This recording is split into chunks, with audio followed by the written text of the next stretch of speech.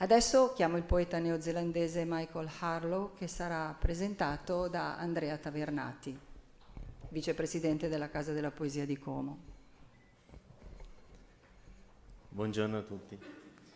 Michael Harlow, nato negli Stati Uniti, ma residente da molti anni in Nuova Zelanda, è anche psicoterapeuta junghiano.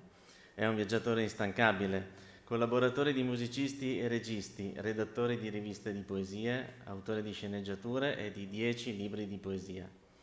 Con Corri il rischio, fidati della tua lingua, crea una poesia, ha pubblicato un autentico credo nella missione della sua poesia, la quale esplora sempre una dimensione altra, che Harlow indica al lettore attraverso lo strumento della narrazione, declinata in tutte le sue potenzialità, coagulando un immaginario che cerca il suo linguaggio migliore per dire qualcosa della stranezza curiosa e surreale del quotidiano. Poesia che attraverso i mondi dell'arte, il circo, il teatro e i sogni, guardano dietro allo specchio per capire com'è che siamo così misteriosi per gli altri e per noi stessi. Parliamo per lo più di piccole cose che l'autore, con pochi magici tocchi, è in grado di far rivivere con una profondità di chiaroscuri e uno sguardo partecipe. Una gioia che comporta sempre un rischio, quello di perdersi, mentre il compito del poeta sembra proprio essere quello di cantare con le parole. E quando si riesce a cantare con le parole, si può riuscire anche a dire tutto del mondo, come dice Harlow in una bellissima poesia. Insomma, è un rischio che vale proprio la pena di correre. Can you hear that all right? Me too. I want to thank you for the introduction. Even if I wrote it myself, it was okay. Thanks for that. And just very quickly, I want to take the opportunity to thank Laura Garavaglia and the festival people who organized the festival to invite me to come all the way from Nueva Zelanda here. And so it's a great privilege and a pleasure for me, and grazie mille. Okay. Right. Me too. And nice to see so many people voluntarily cornered to hear Poesia. Okay? Now, the first poem I'm going to read is called Nothing for It But to Sing, and I have to say that the title of the poem comes from a quotation of the great poet of dark and light, dark hope, Samuel Beckett. And so I took this line because the poem talks a little bit about that. It's a poem really that wants to talk about art and the poesia of art. Right, nothing for it but to sing. You say life is a narrow time in a black box, that you are blanked, that there is only one painting before painting yourself out of the picture, heart's arrow to the target, falling before it leaves the bow. That all the blazoning voices of color are in you stilled. How to survive even yourself. A thought unwedded, left there eating air. And then an old song returning, that you might seize the world with your hands. Sometimes there is nothing for it but to sing, to discover what there is in you to attain when the light comes stealing in, all of the unlived life in you that wants you. The painting that says it is the world that asks to be seen. Go there until the one painting becomes again a place to live. Grazie.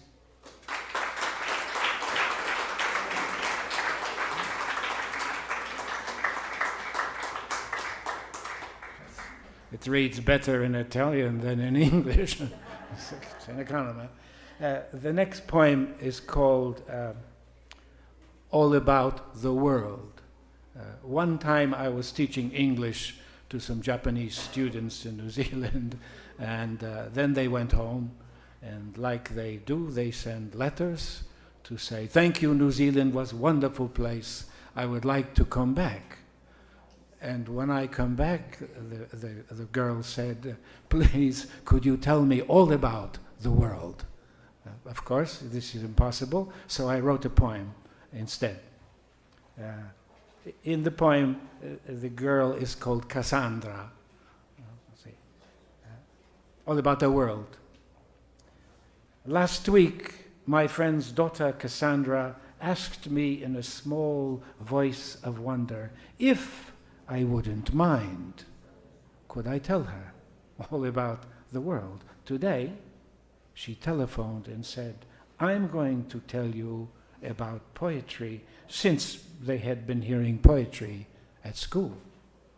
Aha, I said, because I couldn't think of anything else to say. It had been hard work not telling her all about the world.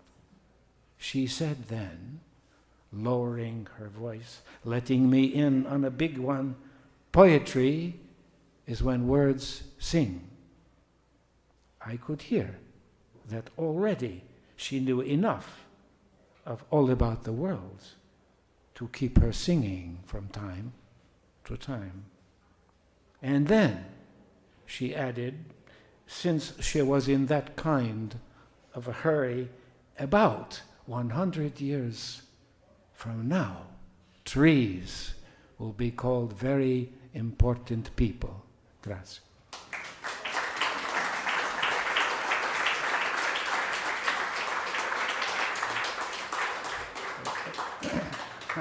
Right, the next poem is called The Piano's Birthday. You know, we have birthdays, countries and nations have birthdays.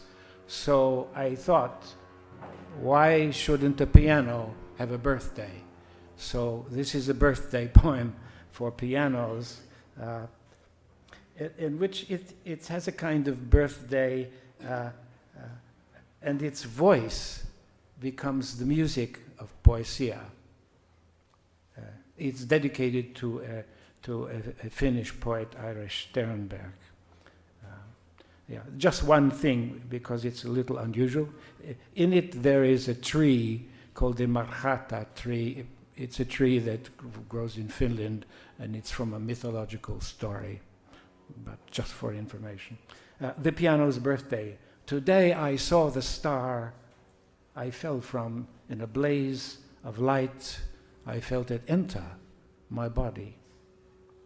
Like the green song of the earth, the marjata tree, its blood red bursting forth, and the still noontide quiet of the Plaza Colón.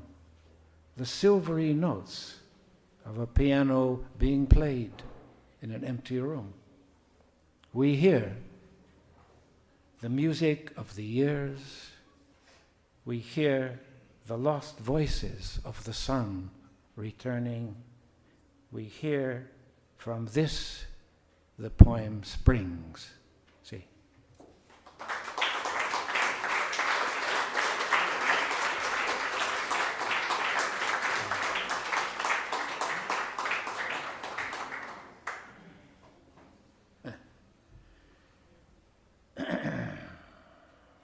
The next poem is called Cage Masters, Their Want, Their Desire. We seem to be too happy around the world, putting everything in a cage. We're always wanting to lock things up. So this poem really wants to ask a question. What is it about us, that we want to make cages for everything? And sometimes I think that maybe we are the one, like the bird in search of a cage. This is the poem. The cages are waiting for centuries. They have been waiting even before they have been hammered and welded together, waiting to be stroked, even before they are hoisted into the air and hooded to imprison the light everywhere along the leafy boulevards. And the cage masters,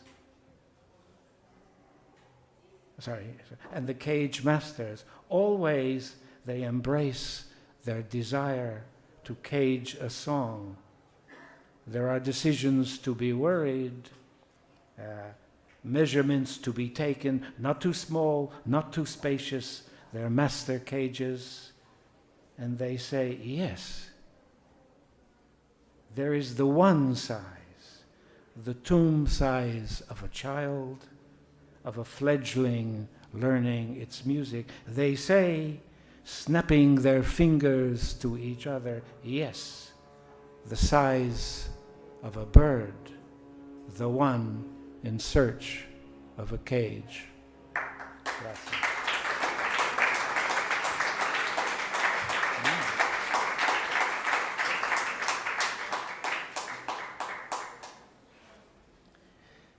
The next poem, is it coming okay, the sound? It's hard for me, I wear hearing aids. Ça va? Bien? Bien. Okay. The next poem is called Her Words. There are many ways to speak about love, but one of the ways is that we can talk with our eyes. And it's one of the ways that we can make some kind of silent communication about the way that we feel. And really it's about, I think that, how can we talk about how mysterious we are to ourselves and to the world? There is a gypsy girl in this poem. I met her in the south of Greece once. She was frightening in the middle of the day, so I ran away. Okay, the words, her words. She reads the map of his hand, upturns the prophecy cup. She tells him that water never talks nonsense.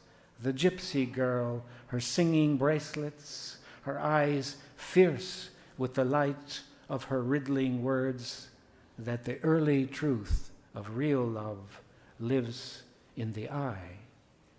She said that all his dreams were true, even those not yet born on the wings of pretty birds. And she kissed the air behind his ear, and she touched him there, before he disappeared into that great hole behind her words. Grazie.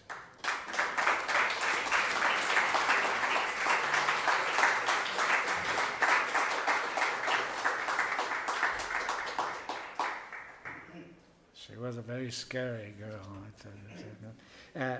This poem is called Forgetting to Remember, and it's interesting when you think about it that forgetting is always about remembering. And it has an epigraph because I use this word in the poem from Gaston Bachelard, who was really a philosopher poet, and he said, "To tell love, one must write."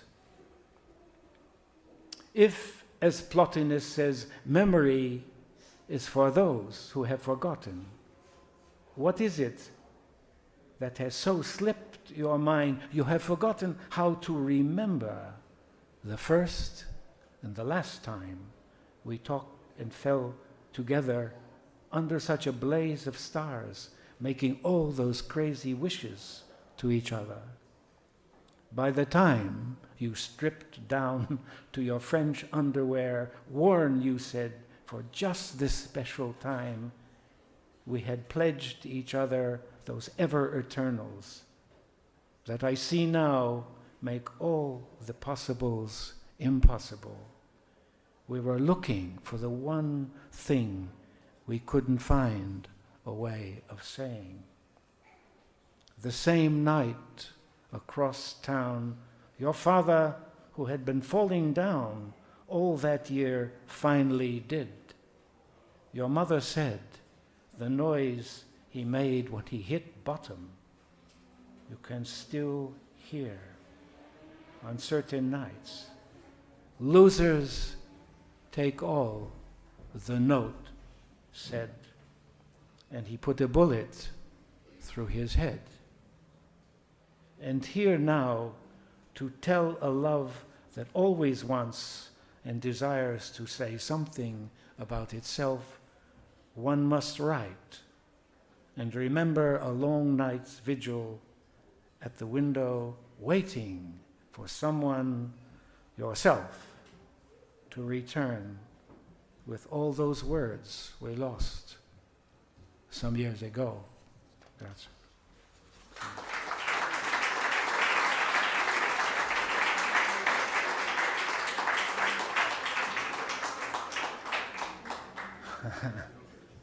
the next poem, nearing the end, is called Let's Do It. It's really a poem about which the heart knows a little more than the head. Is always a good idea. It's a little erotic, but that's good. Let's do it. She said, I do, and I will. And what's more, from the way you are opening your heart to the deep of its feeling, I think you will too. Then there's a pair of us. Let's do it. Let's make touch and play and the miracle of words be the way we arrange a story about the secret life of all the green things that keep us so alive to each other. Let there be no talk of paradise. Something there is in soul making that is more than the thrill of spending the rest of your life being beautiful alone. What we do in making earth and love that place to lie down together is enough to say that for love there will always be the music of light and the life opening the life of flowers and ourselves. Thank you. Okay.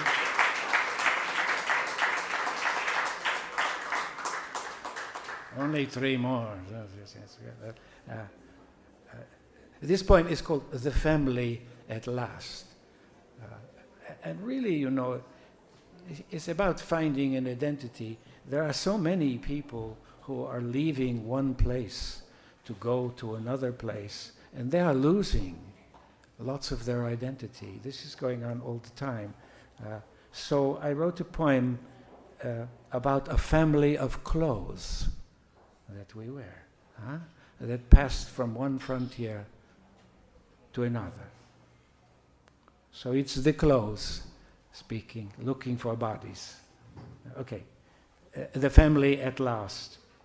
Oh, happy somebodies at last, fluttering on their hooks, such a family of clothes getting together again, and a little play of expectations, a hat doffed, a sleeve or two, shaking hands, someone waving, hello, I like the way you are looking today, or a bodice full of steamy promises. They are delighted to be lolling about, eating air, leaning into each other, a little caress here, another there, and what it looks like, a discreet change of vows from time to time. Hardly a wasp of a dark word between them. We need to hold on to who we once were, happy now to be emptied of their former lives, crossing frontier after frontier with no names to call their own. Grazie.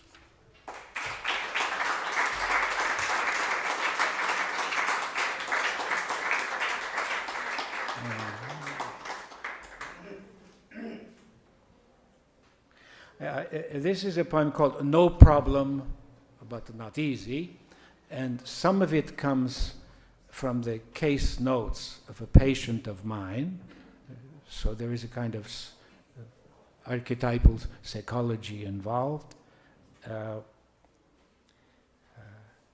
I think it's probably true that one of the basic laws of nature and language is that things are always opposite, trying to come together.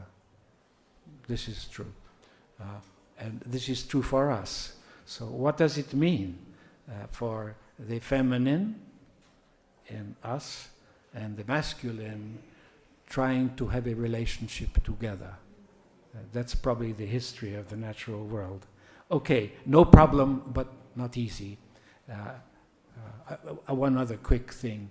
There was a boy who came to the psychoanalyst because his parents were very worried. There was a lot of trouble at home.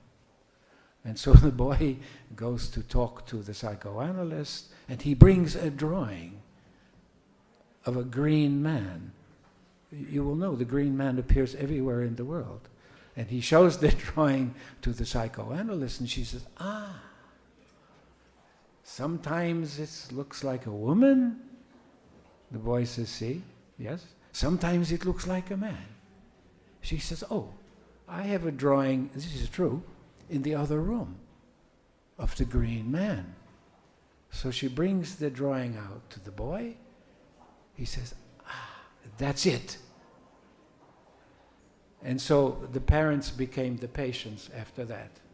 So you can figure that one out. Okay. Right. No problem, but not easy. This is the green man. He lives at the corner of Hello Street and Goodbye. He lives in a house, Alchemy House. When you stand close to him, he is surely a man. You can see that sometimes. Even he has a beard.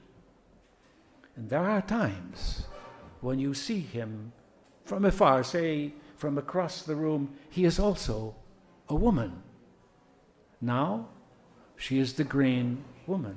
This is the way it is. Sometimes he is friendly, always in a hurry to be singing. Sometimes she is not unfriendly. She is full of lightness and the music. And there are times when he is quite terrible, full of fire. You had better watch out. And sometimes she is quite bossy, even wicked. Be careful. Which is the way it is. And you know, sometimes even they go to war, there is destruction all over the place. And of course, there are times when they lie down in each other's arms and they touch each other again and again and again. And this is the way it is. No problem, but not easy. That's it.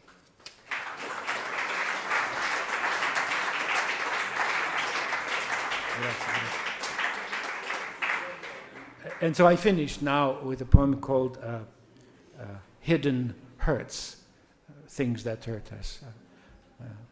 Much of the time, it is those things that pain us that are out of sight, which have too much power. So I make a poem for this. Hidden hurts. They add up. They do their bruising work on the sly, all those hidden hurts of everyday life. How they rely on sleight of word, a swarm of whispers that stun the ear. They hit the heart when you're looking the other way. You can spend forever trying to hear trying to hear what it is you haven't heard for fear that it might drop you to your knees. This uncle, years of cutting hair and trading talk as small as he could make it, each shave a little closer, each shave, a little closer, and bringing home the money that brought smiles at table. And here he is, this uncle, shaking down the bedclothes for bad dreams, turning the sleeves inside out to take hold of something that isn't there, watching the old clock in the darkened parlor telling itself the time in a house that no one has lived in for years. One cut of scissors, then another like this, and another like this. Grazie.